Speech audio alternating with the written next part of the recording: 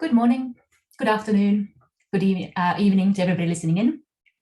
A warm welcome to this online event reflecting environment, sustainable development, biodiversity in the multilateral trade context. My name is Marianne Kettunen. I am a senior policy advisor and head of partnerships at the Forum on Trade, Environment and the SDGs, TESS for short, and I will be your moderator today. The world continues to be in turmoil, but it is a hopeful week for the global biodiversity agenda. After a long wait and delays due to the COVID pandemic, the negotiations on the global biodiversity objectives of 2030 have finally resumed in person in Geneva. And this means that we are on our way to adopt a new global biodiversity framework before the year is over. Therefore, it is a very timely moment to also talk about global trade, sustainable development, and biodiversity, and explore the role trade policy can play in delivering the 2030 biodiversity objectives.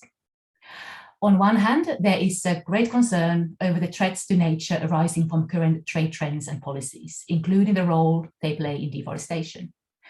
These concerns, they feel particularly relevant when we consider the many failures in reaching the set 2030 global targets that we just missed the deadline by a mile a couple of years ago.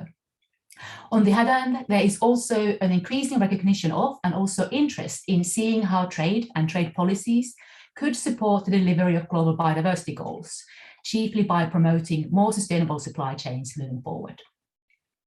So building on this backdrop, the aim of this webinar is twofold. Firstly, we want to give a brief and rather informal, very conversational update on the environment-related discussions at the WTO, including a number of new initiatives on environment and sustainable development. We want to reflect how these discussions create opportunities vis-à-vis the global biodiversity agenda moving towards the 2030. Secondly, we also do want to introduce you, whom I think there's a lot of biodiversity audience listening in, to some of the key organizations working on these very issues at the heart of the capital for multilateral trade, that is Geneva. We hope that this will facilitate future engagement and cooperation when you start to know the players that are in Geneva working on these matters. Few information points before we start and I introduce you to our panelists today. This webinar is taking place in the context of the Trade Hub Initiative, and it is a part of the Trade Hub Initiative's Trade and Nature series. This also means that the session will be recorded and will be made available on the Trade Hub YouTube channel for you to watch later. We will hear more about the Trade Hub project later, but for now, I just want to thank the Hub for hosting us today.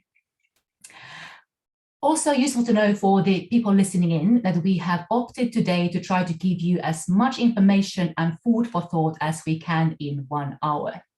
So therefore, we do not really have a dedicated space for Q&A on the agenda today.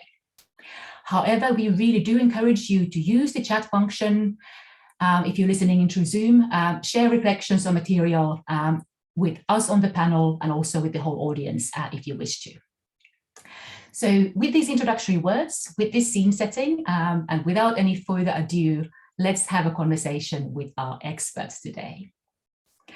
To begin our conversation, I would like to introduce you to Daniel Ramos. Daniel is a legal officer at the Trade Environment Division of the WTO Secretariat. Now, WTO Secretariat has many roles, and one of which is to liaise and cooperate with international organizations, including those working on environment and biodiversity. Hence, the Secretariat is one of the key actors to know for the biodiversity community as well in Geneva. And therefore, we are really delighted to have Daniel with us today joining us. So welcome to Daniel. Daniel, my first question and the scene setter goes to you. So could you help us to have these conversations today and tell us what is the state of play on environment at the WTO? What are those new WTO initiatives on environment and sustainable development that people are talking about? How do they work? And also, how are they unique? And focusing perhaps on one of them, the one on trade, environment, sustainable development, what do we know about the work and timetables going ahead? So with that, Daniel, welcome and over to you. Thank you, Marianne. Good morning, good afternoon, good evening, everybody. Thank you for inviting us. Let me start by saying that I have to say I agree with the description of your event, that we do live in a particularly important and opportune moment in the history of evolution of trade and environment debate. Hopefully, the audience knows, last December, we've had 3 ministerial statements being adopted at the WTO, highlighting the important role trade can and must play in addressing key environmental sustainability challenges. And this came after years of increasing interest, discussions, and action by WTO members on environmental topics. And this both at the WTO, for instance, we have a committee on trade and environment where discussions have picked up in last years, but also importantly, regionally and domestically. Just to give you an example, we have an environmental database at the WTO, and it shows how trade-related environmental measures notified to the WTO have significantly increased in the last years. We already have about 1,500 measures notified by WTO members since 2009 to support biodiversity and ecosystem conservation. These are trade measures adopted for environmental purposes. So it's clear that our members see trade policy playing a role in supporting biodiversity and ecosystems conservation. And this movement, this increase in interest does not respect the traditional real or perceived divide between developed and developing countries. Not only these measures that I mentioned are adopted by developed and LDC members, but developing and LDC members comprise more than half of the members supporting at least one of the 3 WTO environmental sustainability initiatives that I mentioned, whose ministry statements were adopted last year. And what are these initiatives? Well, we have first the fossil fuel subsidy reform initiative. This is endorsed currently by 45 WTO members. We have the second one, the informal dialogue on plastics pollution and environmentally sustainable plastics trade, or IDP for short, which is co-sponsored by 70 WTO members right now, representing roughly 75% of global plastics trade. And finally, the one you mentioned, the Trade and Environmental Sustainability Structure Discussions, or TESD, with 71 WTO members representing about 84% of international trade. So here's where I also agree with a second point in the description of your event, because these initiatives, they offer a renewed opportunity for constructive and concrete engagement from the environmental community, not least the biodiversity and wildlife conservation. As the focus these couple of weeks currently correctly is hopefully on agreeing to the outlines of an ambitious post-2020 global biodiversity framework, there is also an opportunity now to have a fresh look at the relationship between biodiversity, trade, CBD, and the WTO. In a sense, the relationship and cooperation between our 2 systems is one of the longest and strongest in the area, dating back to the origins of CITES in the 70s, CBD in the 90s. We have, from the Secretariat perspective, we have a very close relationship between the Secretariats with CBD Secretariat, often briefing each other constituencies, helping whenever asked to clarify issues and find opportunities for mutual support in this. From the delegation side, CBD and biodiversity issues have been often taken up by WTO Committee on Trade and Environment, other committees at the House, and trade issues, on the other hand, have cropped up in CBD negotiations. Now, I have to say, historically, technical discussions have focused on a set of more legal issues, such as the relationship between the WTO's trade-related aspects of intellectual property rights, or TRIPS agreement, and CBD issues such as indigenous knowledge or access and benefit sharing. GMOs, gene editing, the Cartagena Protocol, invasive alien species, and our agreement on sanitary and phytosanitary measures, or the technical barriers to trade, for instance. And finally, a lot of discussions on positive and negative incentives and what is the relationship with our WTO agreements covering subsidies regulation. Now, pretty much a rules-based or rules-focused discussion. I personally believe that with the new post-2020 GPF, while these issues will not disappear, they will continue to be important, that is an opportunity to chart an even more positive and constructive or proactive, in a sense, agenda of cooperation looking at how trade can be part of the solution to reaching the objectives and targets set by the CBD, for instance, on sustainable use, sustainable trade flows, facilitating access to key technologies and services for conservation and restoration, or market access for biodiverse goods, concrete steps to addressing harmful subsidies, and increase sustainable trade capacity, just to give a few examples. And this takes me to the final point and the answer to your second question on Test D specifically. And what I'm saying to Test D, it reflects a little bit of what is happening for IDP as well. So you have a good idea of how these things work. Well, the group has recently adopted a work plan for 2022 with at least 3 more meetings planned for the year. The next one, by the way, is scheduled to take place at the end of the month on 31st March. And a high-level stock-taking event in December of this year to review progress achieved, including, for instance, on potential partnerships in relevant areas, and adopt next steps towards MC13, our ministerial conference in 2 years' time. So a 13th ministerial conference, when they hope to have concrete outcomes.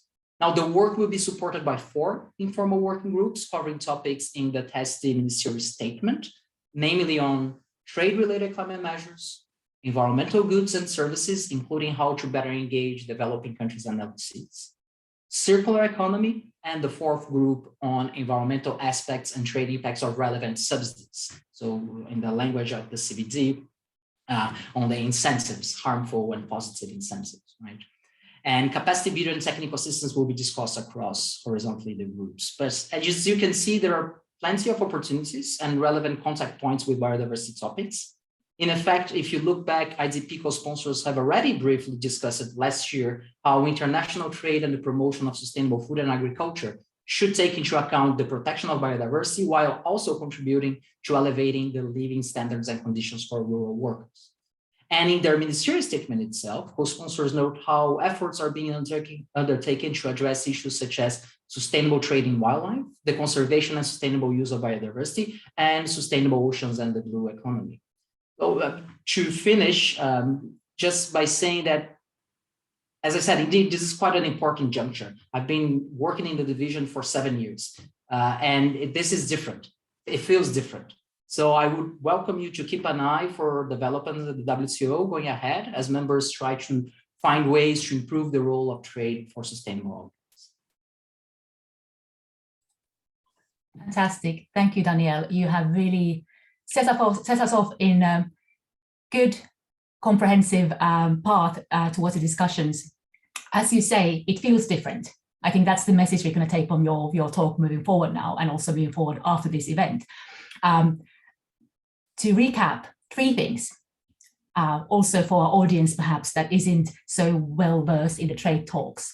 So what we hear from Danielle is, firstly, there's increased interest in the members of WTO who are adopting trade-related, environment-related measures. So, and we have data to show this, increasing interest from the countries to work in this space. We also now have these initiatives, new discussions that provide a different space to actually converse on these topics, which Danielle mentioned. And when we look at one of them, the Test D one, as he mentioned, we have their climate, we have environmental goods and services, circular economy and subsidies to be on the agenda for this year, all of which have links to biodiversity and entry points to biodiversity. And finally, and really importantly and interestingly, what Danielle was highlighting to us is that there is a long-standing cooperation discussion between the CBD world and the WTO world or secretariats to build on moving forward with the 2030 biodiversity agenda and broaden and look at the trade's role, which is also a very good starting point for everything. So that's kind of where we stand. And I see Danielle nodding, so I'm not doing too shabby of a job to summarizing this. So that is great. So with that, thank you, Danielle, so much. We're going to move on to the next speaker and panelist. That is Beatriz Fernandez from UNEP.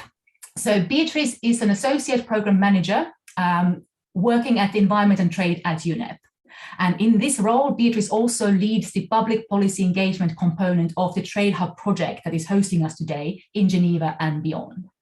To the community that we are speaking today, perhaps mostly biodiversity stakeholders in the audience, UNEP hardly needs any further introductions, but perhaps it is useful to make a note that UNEP has been working in a trade environment interface for many years. And in addition to the work on plastics that UNEP is perhaps the most known for in this space, UNEP has also been actively working on biodiversity, including exploring how to create more comprehensive vision for the trade policy in the post-2030 global biodiversity context. So really speaking to the point that Daniel was making, that this vision, this cooperation between the two worlds can be broader. So Beatrice, welcome to you. And I would love to ask you next, what opportunities do you and also UNEP see in the integration of biodiversity into the trade discussion moving forward, reflecting perhaps particularly the TESD initiative and discussions where those number of work streams provide openings for biodiversity conversations. So Beatrice, welcome, and over to you.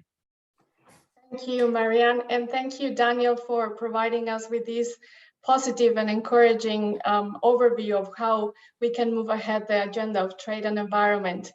And thank you, everyone, for joining us today. Good afternoon from Geneva, Switzerland, and welcome again. So, as you know, trade policy can play an important role in promoting the protection of biodiversity. And following on what Daniel shared today, there are important discussions on trade and environment in the multilateral setting that have gained importance and is providing an opportunity to address and also advance the global biodiversity agenda. And I'd like to highlight here in my short intervention 2 important considerations to integrate biodiversity into these trade and environment discussions in the coming years. So first, as Anya already highlighted, in 2022, members of the WTO structured discussions on trade and environmental sustainability will focus on 4 thematic areas. And I will mention some opportunities that are emerging for biodiversity here. One of them is on trade and climate related issues. And as we know, environmental challenges driven by climate change are also disturbing natural habitats. In 2021, the Intergovernmental Science Policy Platform on Biodiversity and Ecosystem Services and the IPCC, they produced a joint report that confirmed the intrinsic linkages between climate change and nature. This report highlighted that previous policies have tackled climate change and biodiversity separately. However, protecting biodiversity can also help us adapt to climate change. Therefore, addressing these synergies between trade and climate change and biodiversity can also help to minimize the impacts, the negative impacts in biodiversity, while fostering healthy ecosystems that are more resilient to climate change, but also that bring opportunities to maximize social and economic benefits and help achieve the UN Sustainable Development Goals.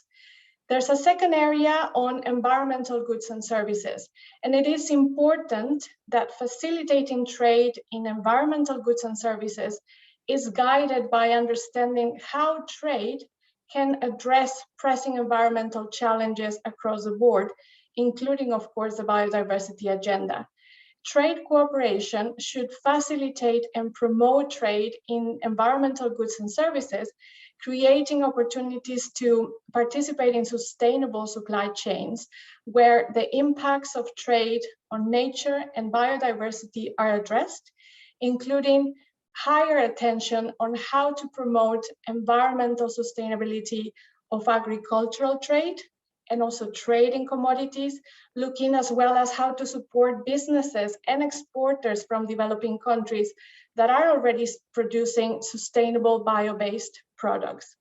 There's a third element on circular economy and has already been mentioned, but it's important to shift and support the shift to circular economy, looking at the full cycle of products. This including how trade policy can be used as a tool to help this, to help reduce pressures on the environment and on resource efficiency and use, including the pressures that are imposed on biodiversity. There are opportunities arising by looking at the full life cycle of products, as I just said, but also seeking to promote new business models that help us reduce resource use, that help us eliminate unnecessary and wasteful consumption, and importantly, that help us reduce impacts on biodiversity and regenerate ecosystems. There's a fourth element on the TESD discussions about subsidies. And it's important to note that this year, the Business for Nature and the B team, they launched a brief that is called Financing or Survival. And they reviewed a wide range of environmentally harmful subsidies across sectors. And they estimated that the world is spending at least $1.8 trillion a year on subsidies that are driving the destruction of ecosystems and species extinction. Likewise, last year, UNEP, UNDP, and FAO, they published a joint report that found that between 2013 and 2018, the support to farmers totaled an average of $540 billion a year. And out of these, 87% was harmful and was a huge damage on climate and nature. And this farm support included price incentives for specific livestock and crops, subsidies for fertilizers and pesticides, and a strong distorting export subsidies and import tariffs. Therefore, the subsidies work at the WTO discussions on trade and environmental sustainability will be very important to assess how trade can help in this reformation of harmful subsidies that also creates opportunities to improve people's health, to tackle climate change, and obviously to preserve and protect nature.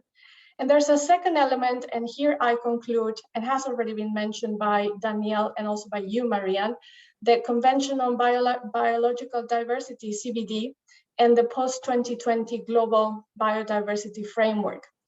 The CBD provisions and international trade are linked through the production, the transformation, and the commercialization of biodiversity-based goods and services.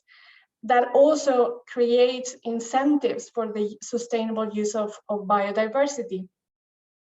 There is not a direct requirement for CBD linked to international trade.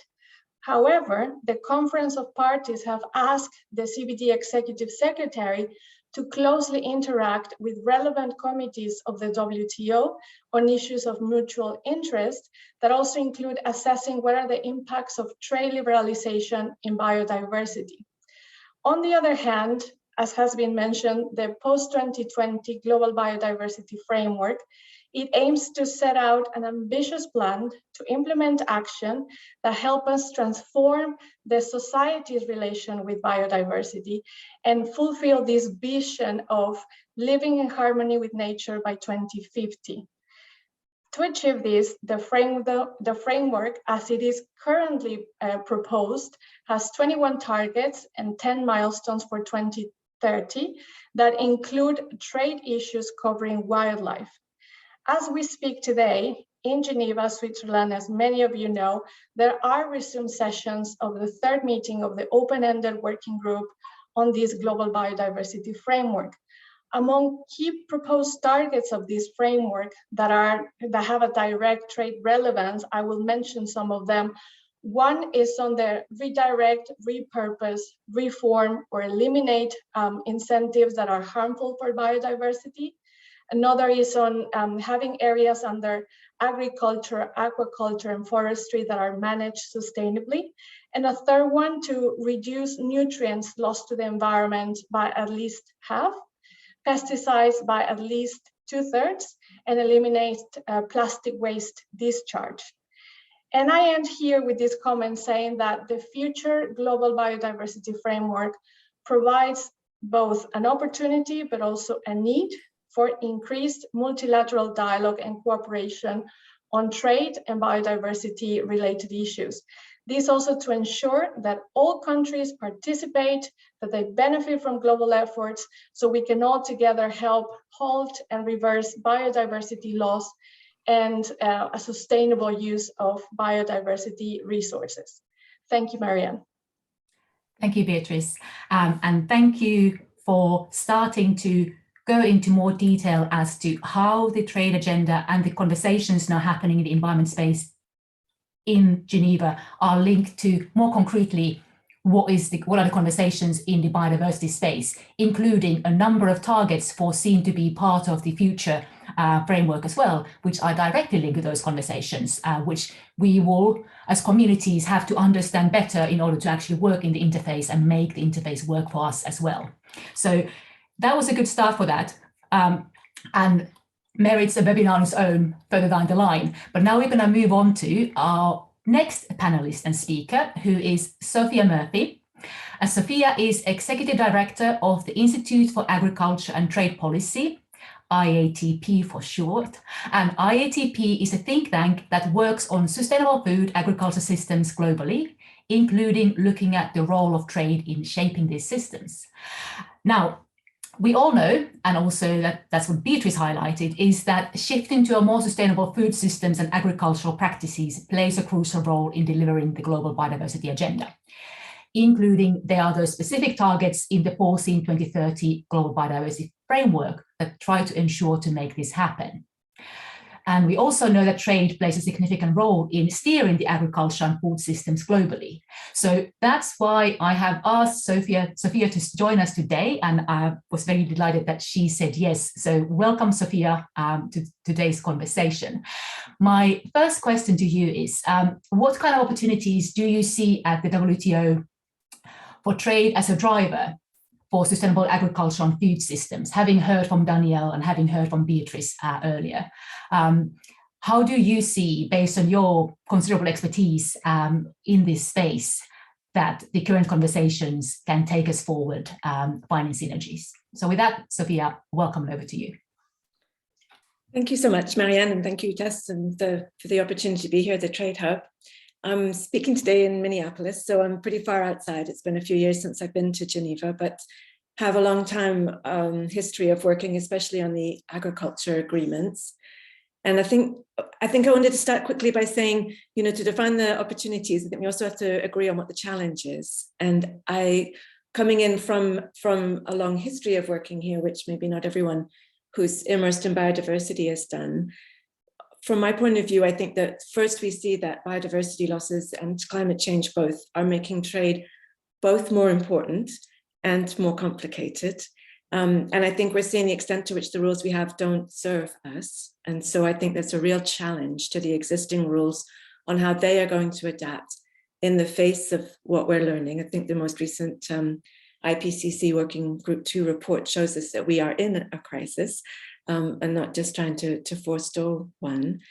And I think that as trade gets more important, we also see heightened risk in trade, especially when countries think about it from a food security perspective, where biodiversity is folded into a whole lot of other things that are often more short-term and immediate, but of course, impossible to have food security without protecting biodiversity.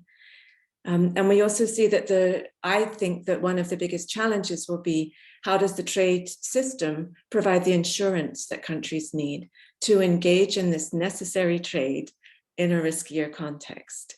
So there's a whole lot of things there to sort of get at. And then from there, I see opportunities in having the dialogue, just seeing trade and other systems talk, which has not always been easy, other parts of the multilateral system. And I think maybe some opportunity to redefine what it is that we want from our rules-based trade system.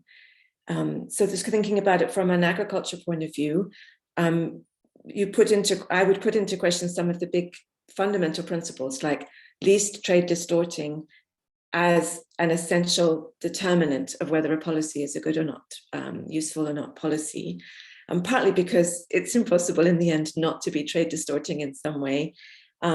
Importantly, because the WTO has chosen to define trade distorting around the role of the state and state interventions, but the negotiators have ignored all of the trade distortions that come from the market itself and all of the failures of the market. And I suspect those of you working in biodiversity have a lot of experience in ways in which the economy fails our environmental objectives. That's why we have circular economy and other initiatives like it. So we need to find a way to get at probably not to get rid of distortions, all of them, but to at least understand that state intervention is sometimes correcting market failure and a necessary intervention, and that there are many failures on the market side, lack of competition, no restrictions on investment, and how those are made sustainable at the same time as we try to make production itself more sustainable, that we'll need a bigger conversation about what we're protecting and how we're protecting it. And I think another opportunity, which is also a challenge for the WTO rules we have, is how we understand returns to agriculture and how we see them dispersed. So one of the challenges sustainable agricultural production has is that returns to farmers are often very poor, and the money in the system, which is plentiful, is made elsewhere in the value chain. And it becomes very difficult. A lot of our interventions, like the subsidies, we talk about the environmentally and otherwise destructive agriculture subsidies we have, are not helping to ensure that returns to agriculture reward long-term investment in the sustainability of what's produced. It tends to reward either increased production, small, and it tends to reward certain particular crops feeding into fairly centralized and not very diversified food value chains.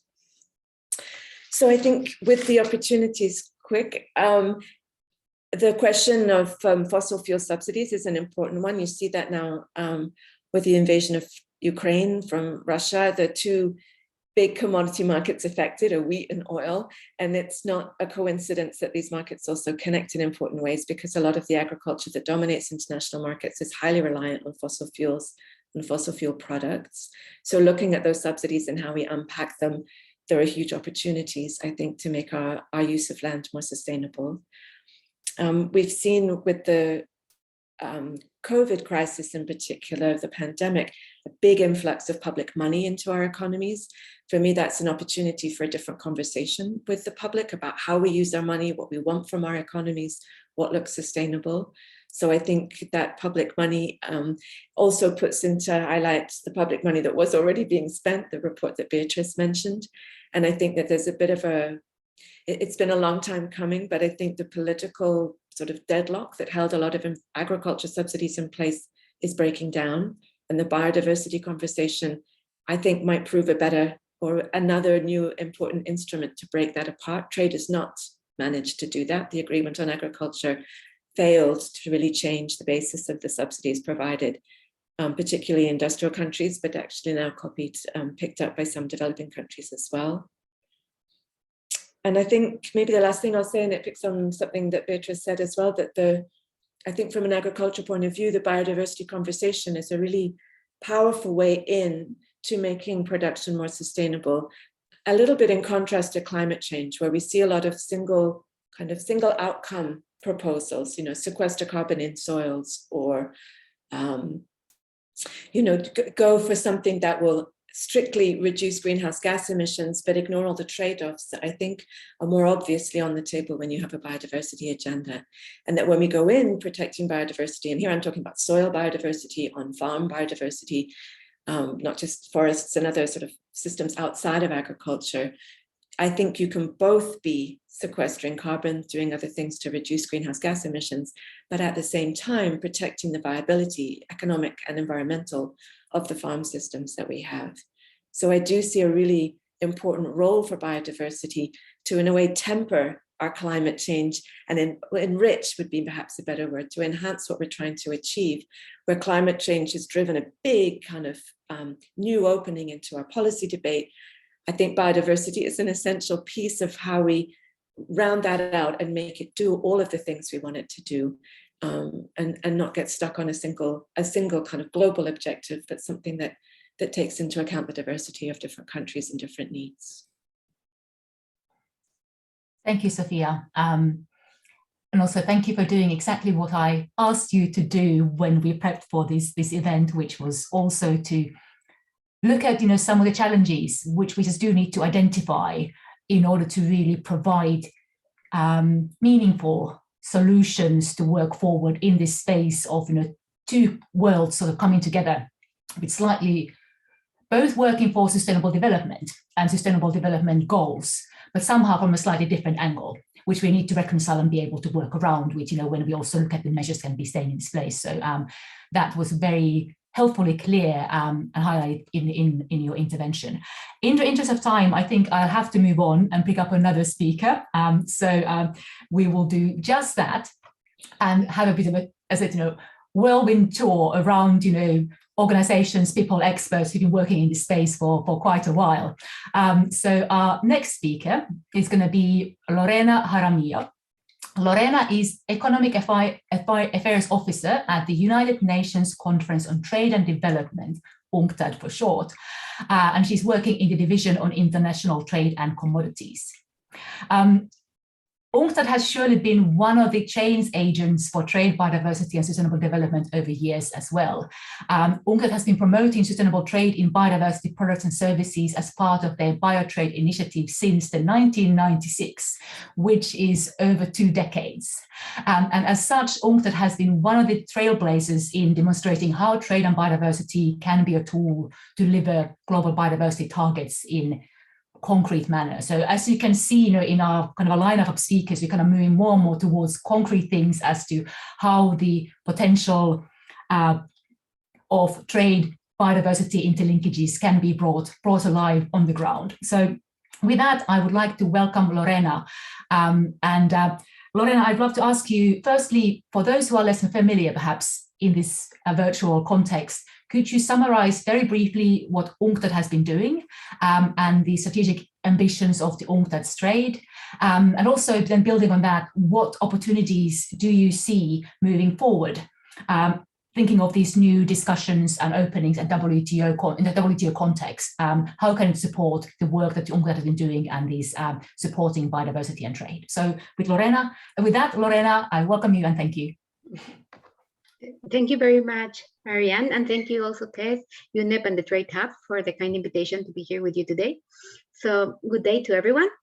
I will start a brief description of what is UNCTAD. Well, it's the main organization within the United Nations systems that deal with trade and development. So we help developing countries participate more equitably in the global economy. And to do that, we provide analysis, facilitate consensus building, and offering technical assistance. That is a little in a nutshell what UNCTAD does. And in relation to the work of biotrade and how Marianne was mentioning, in over 25 years ago, and a response to Agenda 21, UNCTAD launched the Biotrade Initiative that aimed to support countries to effectively address biodiversity loss while generating livelihoods through the promotion of sustainable trade and investment in biological resources, in line with the 3 objectives of the Convention of Biological Diversity. So conservation, sustainable use, and access and benefit sharing.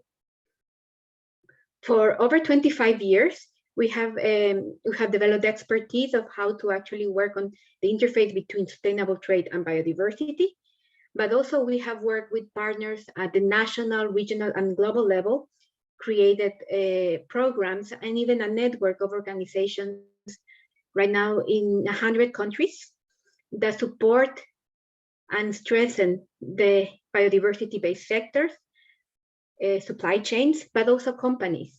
And in order to ensure that it's biodiversity friendly and contribute to livelihoods, the support that we do is based on social, economic, and environmentally sustainable criteria.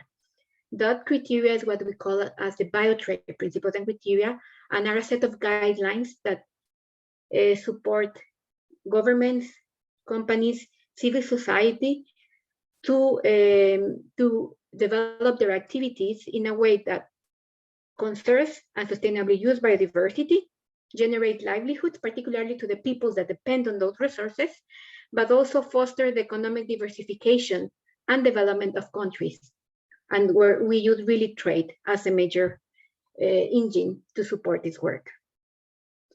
So throughout the years, we have been supporting countries, for example, governments in developed national programs. The national programs include areas where we normally collaborate, like for developing a sector addressing creating an enabling policy environment where you have maybe gaps or duplicity that hinder the trade and the development of businesses that use biodiversity sustainably. We also work with partners like ITC, who Anna will tell you as well, who help companies also access international markets or implement sustainable practices in their supply chain. So it's really practical information. We help sustainable sourcing activities, even funding in some cases. And at the end of the day, it's really, we want to demonstrate how trade, and if we manage it sustainably, can be an engine to create incentives for biodiversity conservation, generate income for communities, and also generate revenues for countries. That is a little bit in a nutshell, how do we work in biotrade.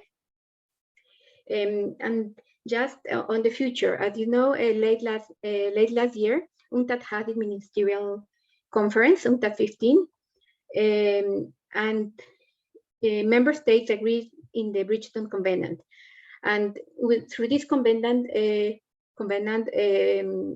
UNCTAD was mandated to continue contributing to the successful post-2020 global biodiversity framework. We have been doing that for over 2 years in supporting, providing inputs, organizing workshops, mobilizing the biotrade partners, but also working with other UN agencies, trade and environmental entities to build the case on how and the positive role of trade to the conservation of biodiversity and the important role that it can take to contribute in the post-2020. So we have been doing that for the past years. We are really looking forward for the adoption of the post-2020 in COP15, but also we don't have to forget, we're in the formulation, we like to have what's next. We have to already start preparing and providing tools and supporting TPD parties and member states in its implementation. We also have to keep that in mind. How do we support them to implement so that we have a positive achievement of the objectives of the post-2020? And then going to the third question, in the interest of time, the opportunities that we see from the test discussions at the WTO, and considering also the roadmap and the planned activities, we think from a biotrade perspective, this provides us opportunities to contribute and engage further with the discussions and with member states. For example, it can enable to raise awareness, enhance also the understanding and the mainstreaming of the importance of trade, policy, and making trade sustainable to contribute in reversing the biodiversity crisis, while supporting the objectives of the CBD and the post-2020. We see 4 main areas in that sense. The first one, it promotes and incentivizes sustainable use of biodiversity. It generates income, wealth, and economic security of livelihoods. The second one, it engages private sector actors. We're not talking here about multinational, we're also talking here about small micro SMEs and that are working, or even cooperatives of producers associations that are involved in the conservation and sustainable use of biodiversity and in the access and sharing of the benefits. Number 3 is the sustainable trade leverages additional financial resources and support the mainstreaming of biodiversity. And last but not least, number 4, is trade policy can support phasing out perverse incentives to biodiversity, such as we were, Beatriz also presented before, and Sophia as well. So, and furthermore, maybe even to zoom in, what we can see like an initial brainstorming of how we can contribute is we can share some concrete examples of how we can further contribute to the discussions on board is by sharing best practices, case studies, guidelines, methodologies, and tools, and lessons learned of what worked, what didn't work, on promoting sustainable supply chains, for example, in Africa, in Asia, in Latin America. We also, through the biotrade principles and criteria, we can also provide guidance to actors along the supply chain to become more sustainable and biodiversity friendly. And we can also, based on the experience and the network and the work done not only by, for example, by governments, by NGOs that are implementing the concept of biotrade, but also by the practitioners that are actually in the ground and having the real reality check of what we're promoting and what are the challenges and the opportunities that they're facing. And I think that is really interesting because you get information not only at the local level, but also at the regional level and international level, and then really can enrich like a bottom-up approach for the discussions that can contribute further to the work being done at WTO. Fantastic. That's a little, in a nutshell, what I wanted to say. So thank you very much. Thank you so much, Lorena. That's perfect. Not even going to summarize that, but simply to say, you know, people listening in, I've seen your colleagues putting some links on the chat. That's fantastic. So please, you know, everybody go, if you haven't already checked the work that UNCTAD has been doing, please go and do so, because it will really give concrete ideas as to how biodiversity and trade can be delivering for both agendas now we move forward. And we just basically need to try to mainstream snowball those experiences when we move towards the 2030. But with that, I say thank you to Lorena and move on to our next panelist, who Lorena already actually referred to. So we have next Anna Batalhone. Anna is Associate Program Officer at the Trade and Environment Program at the International Trade Center, ITC. And those who are slightly less familiar with the trade scene again, ITC is mandated by both the WTO and UN to provide trade-related technical assistance for developing countries. And in this context, ITC works particularly with the business sector and SMEs, supporting them to take advantages of the global trade. And as we will be hearing from Anna next, ITC projects have been supporting synergies between trade, biodiversity, sustainable development agendas on the ground for already a while. For example, working together closely with UNCTAD in the context that Lorena was mentioning. So with that, warm welcome to Anna, and similar question to you as I had for Lorena. Could you summarize ITC's objectives, work linked to biodiversity and trade so far, briefly for our audience, and then kindly reflect what kind of opportunities do you see these new discussions, openings at the WTO offering for particularly perhaps SMEs to engage in sustainable land and natural resource use and biodiversity topics in the future. So Anna, over to you. Thank you, Marianne. Well, good morning, good afternoon, good evening to everyone. So as mentioned by Marianne, ITC is indeed a joint agency of WTO and UNCTAD, actually. And for us, sustainability is at our DNA. So it's at the core of our DNA, specifically environmental sustainability.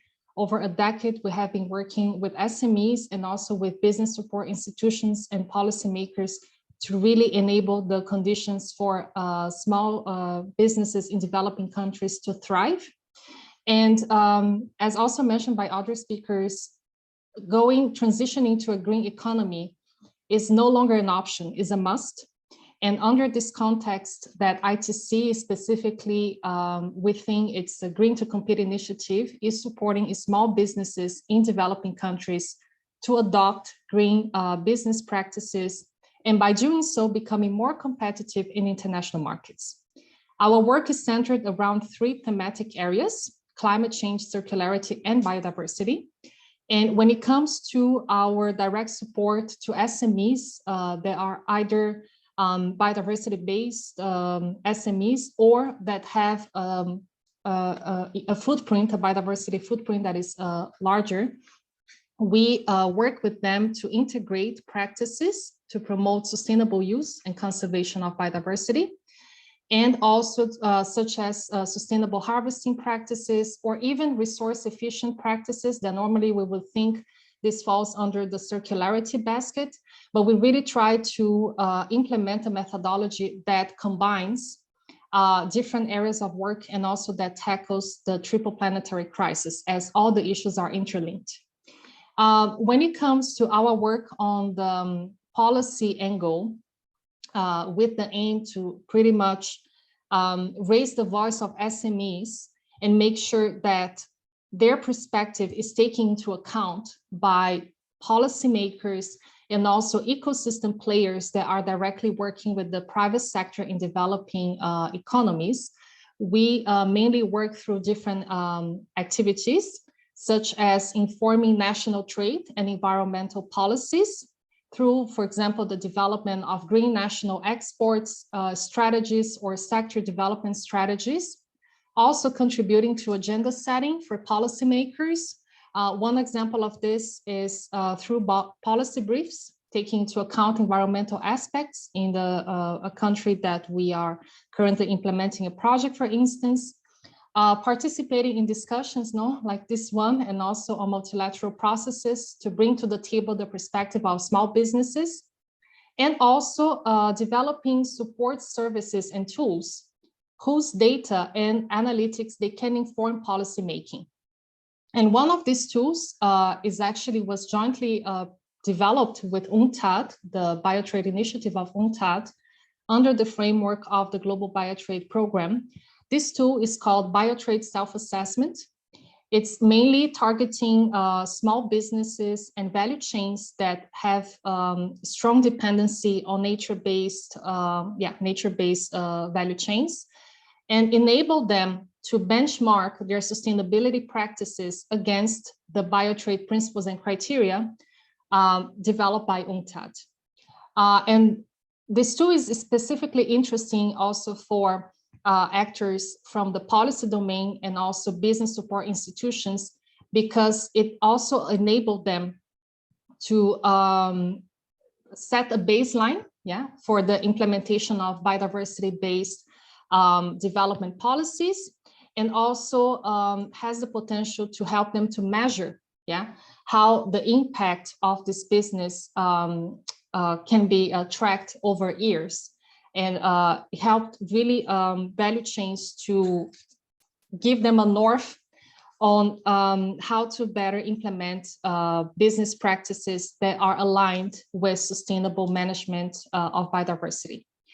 And I think in interest of time, I'll also try to address the second question you asked on the opportunities of the different WTO initiatives on environmental sustainable development.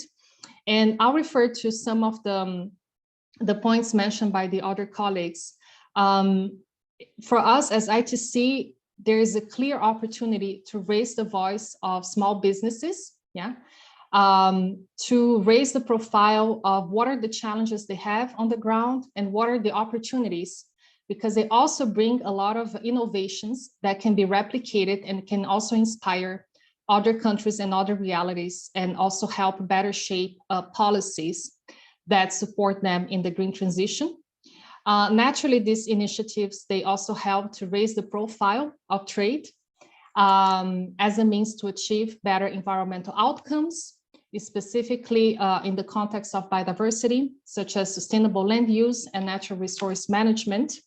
As we know, individually, an SME may not have the same biodiversity footprint as a large business, but knowing that they're the backbone of many economies, it's also important to take into account not only the footprint they have, but also what are the challenges they face when it comes to adopt green production practices.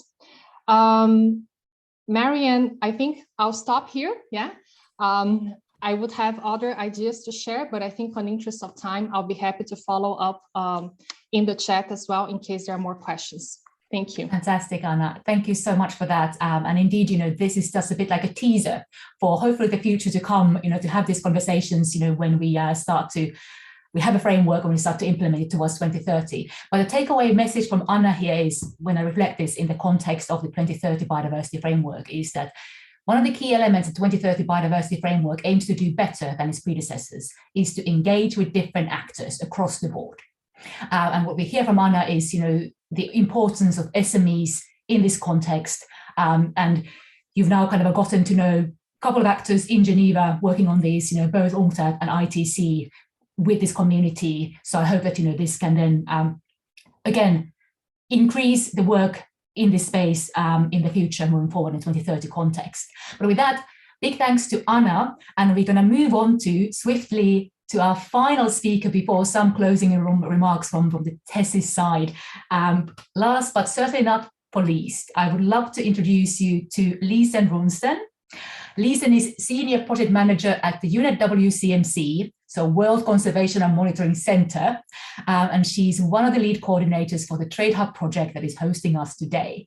So very briefly, in a couple of minutes, I've asked Lisen to tell you a little bit about Trade Hub project, if you are not part of it, if you haven't heard of it yet, and then highlight a couple of concrete examples as to how is Trade Hub initiative providing information that supports discussions and action in the biodiversity trade interface moving forward. So Lisen, with that, over to you. Thanks very much, Marianne. And it's so good to be here in the company of these insightful speakers. I'm very excited. Thank you all for coming. It's so great to have you, really. So briefly about the GCRF Trade Development and the Environment Hub, we call it the Trade Hub. It's a research consortium of nearly 50 partners in over a dozen countries, and it's been established to deliver benefits first and foremost to developing countries by tackling the degradation of the environment and the social inequality that's often associated with trade in agricultural commodity crops and in wild species. Those are the two sort of main areas in which we're working. And what we want to do with the Trade Hub is to support efforts to shift mainstream practice towards the transformation of the economy that takes into consideration trade impacts on nature and people in line with the 2030 Agenda for Sustainable Development and Biodiversity framework, not least.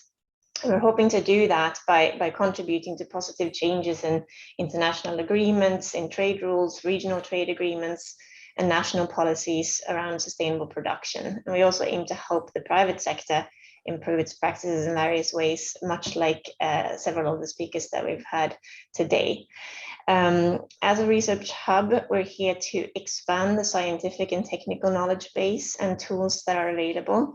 A large part of our work is research on the impact that trade has on biodiversity and vulnerable people in the countries in which we work. And the other big part is working on a range of options for public and private actors to improve on those impacts. And this includes studies of the effectiveness of different types of policies and practices, including quite extensive modeling work to predict or analyze impacts of different policy options. And for example, colleagues in Indonesia have developed a model to provide recommendations on which political economy and trade factors are the most influential when trying to achieve sustainable trade of palm oil. Our colleagues in Brazil are looking at consequences of international trade rules and global roundtables for soy production and how the resulting agricultural production impacts deforestation in the Brazilian Amazon and the Cerrado. And as we've heard from previous speakers, and Beatrice was talking about this, deforestation is obviously a critical measure for how well we treat the environment, with direct implications for climate and biodiversity as well as people. And the Trade Hub has contributed to a number of developments by now for achieving deforestation-free value chains, including inputting to policy initiatives and legislation processes in the EU and in the UK. And as part of this, we're also working with a variety of approaches to help enhance supply chain transparency and traceability, tools that show trade flows of key commodities, and indicators and methodologies that countries, businesses, and finance institutions can employ to identify and monitor their impact. There's a lot that's going on, but just a couple of examples, I suppose. At the national level, we're working with our focal countries to support the review and in some cases reformulation of national legislation around trade and production. It's very interested to hear about other work mentioned here today around that. We're also looking at how legislation in importing countries directly affect the producer country. And we have a stream of work around sustainability standards, as mentioned also today, and how they interact with legislation, opportunities for internationally agreed standards, and work in both, for example, Cameroon and Indonesia on how various certification systems impact smallholders and how they can be improved. So we're very, very happy about the opportunity that TESD presents and to work with all of you to input to these dialogues. And it was especially nice to hear Daniel's list of potential ways of interacting together, facilitating access to key technologies and things like that, which I really hope that we can help with. So it's good to have this really close collaboration that we've got. Thank you, and back to Marianne. Fantastic. Thank you so much, Listen. We have 1 minute, or maybe, one extra on top of that. And building on what Listen said, I would like to, as a way of kind of concluding remarks or concluding reflections, hand over to my colleague, Carolyn Deer-Birkbeck from TESS next. Carolyn, I would love you to reflect what's been heard, and particularly maybe reflect that from the perspective of how stakeholders, like those around the virtual table listening today, could now engage in this conversation. What would be your advice? Kind of like call to action in a way. So with that, for 1 minute, final reflections before we close. Great. Thank you so much, Marianne. And just to quickly close on this point of how can stakeholders and experts like those engaged in this call contribute to these processes. And now Daniel has outlined that the ministerial statements each underline the importance of engagement with stakeholders and recognize the contribution that stakeholders can make to their work.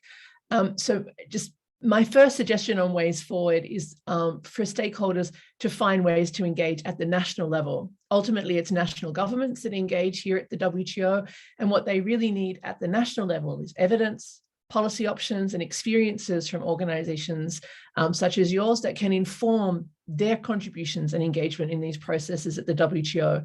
And I think you'll find, especially in developing countries, there's probably a great interest from governments in better understanding what's at stake and what kind of positive agenda they could bring to these discussions. So that's something very, very concrete, and those working nationally are the best positioned to do that. You can also at the national level encourage your ministries focused on biodiversity and climate, for instance, to engage more directly with their trade ministries and vice versa, so that we have a more coherent policy approach at the national level. I think these kinds of roundtables and discussions at the regional level, animated by experience and data from around the world, are really, really important. And I would also note that in some of the new initiatives at the WTO, the members have asked for presentations from stakeholder groups at their sessions and in their plenary discussions as well. So I would keep your eyes open for those opportunities and make sure that your own governments are aware of the work that you're doing, so that perspectives from your regions may also feature in these discussions at the multilateral level. But generally, I think it's a great time, great opportunity. So I'll hand back to Marianne. Fantastic. Thank you, Carolyn. I think it's definitely worth our while to go those couple of minutes over to really hear these concrete ways forward, how we can engage, because otherwise it can remain on a highest level.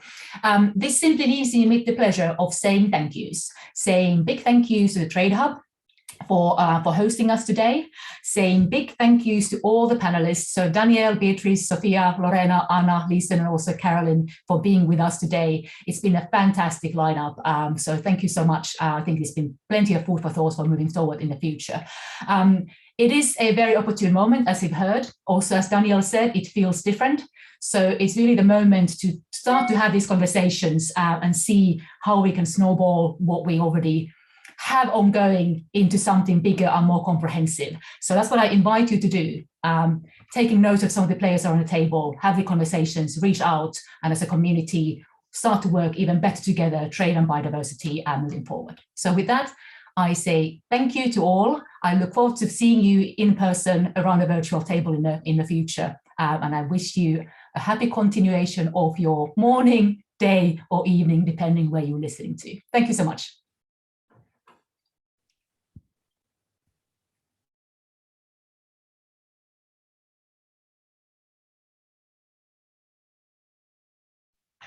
Thanks very much, Marianne.